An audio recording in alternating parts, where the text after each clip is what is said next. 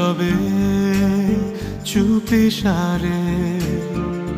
দুটি চোখ জল ছুঁয়ে যা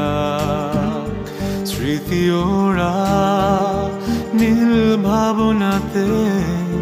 পৃথিবী থমকে দাঁড়া দরজার পাশ থেকে